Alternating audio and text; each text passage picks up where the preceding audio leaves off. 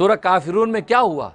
کفار نے کہا تھا کہ 6 مہینے آپ ہمارے بتوں کی عبادت کیجئے اور 6 مہینے ہم آپ کے رب کی عبادت کریں گے، آپس میں کمپرومائز کر لیتے ہیں۔ کہ اللہ نے کیا کہا؟ قل یا ایھا الکافرون، اے محمد کہہ دیجئے اے کافرو لا اعبد ما تعبدون، میں عبادت نہیں کروں گا ان بتوں کی جن کی تم عبادت کرتے ہو۔ اس کا مطلب کہ کافر جو ہے اپنے کفر سے ہل گئے۔ نبی کا ایسا مستقیم ایمان تھا کہ کافر اپنے کفر سے اپنی جگہ چھوڑ گئے، کہا کہ 6 مہینے ہم کفر چھوڑ کر تیری توحید اختیار کر لیں گے، لیکن تم 6 مہینے اپنی توحید چھوڑ کر ہمارا کفر اختیار کر لے۔ لیکن نبی نے کہا نہیں نہیں، یہ ہو ہی نہیں سکتا، ایک لمحے کے لیے بھی میں اپنی توحید چھوڑنے کو تیار نہیں۔ تم اپنا کفر چھوڑتے چھوڑو، لیکن محمد اپنی توحید نہیں چھوڑے گا۔ یہ مومن کا ایمان ہے۔ آج یہ کمپرومائز کا زمانہ، ہر بات میں کمپرومائز، جی ہم تو نیوٹرل رہتے ہیں، جی ہم تو نیوٹرل ہیں۔ آپ کو پتہ ہے نیوٹرل میں گاڑی نہیں چلتی ہے۔ اب نیوٹرل کا گیئر لگا لے گاڑی چلتی ہے، نیوٹرل سے گاڑی نہیں چلتی۔ جی بھئی اب ہمارا بزنس نہیں ہے، بھئی کیا بات کرتے ہو؟ ایمان کا تحفظ، اعمال کا تحفظ، اسلام کے لیے سینہ سپر ہونا، دفاع اسلام، اشاعت، یہ آپ کا جاب ہے۔ بھئی آپ یہ کہہ جی امریکہ میں نہیں ہوتا، جی چھوڑے جی امریکہ میں ڈالر بنائے سر، کوئی بات نہیں۔ اپنے ایمان کو آپ مضبوط رکھو گے۔ قرآن نے کہا یا یفربون، مجھ سے ڈرو۔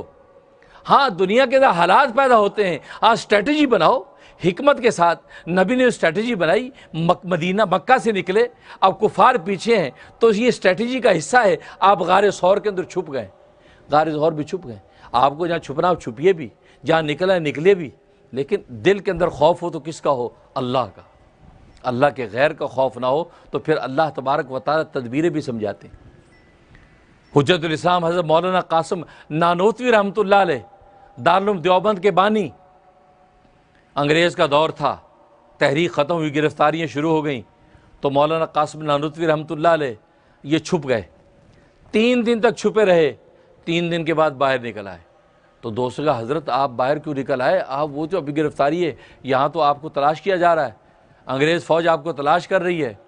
اور میں کہا نہیں، میں نے اپنے نبی کی زندگی پر نظر ڈالی تو نبی دشمن کے خوف سے 3 دن چھپے ہیں غار ثور میں، 3 دن سے زیادہ نہیں چھپے، لہذا میں بھی نبی کی اس سنت پر عمل کر کے 3 دن ہی چھپوں گا، اس سے زیادہ نہیں۔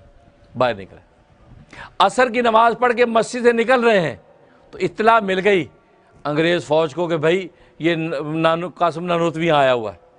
انگریز فوج مسجد پہ چھاپہ مار دیا۔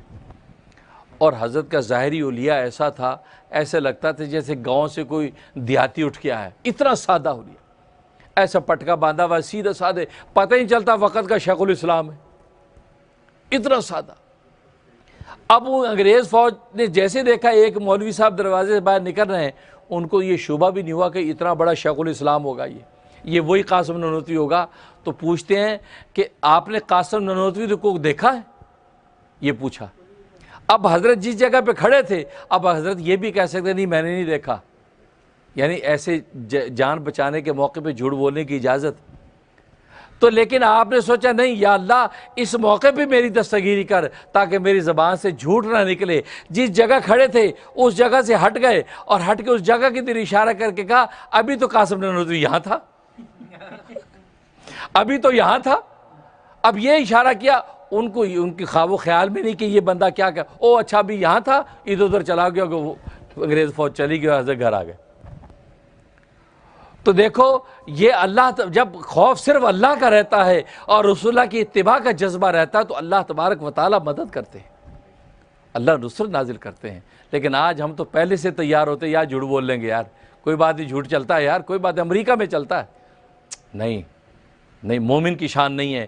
مومن ڈرے تو اللہ سے ڈرے۔ اس لیے فرمایا کہ بنی اسرائیل میں جو لوگ ایمان نہیں لاتے محمد پہ صرف ایک خوف کی وجہ سے، ایک ڈر کی وجہ سے، نہیں، شان تو یہ کہ تمہیں ڈرنا ہے تو اللہ سے ڈرو۔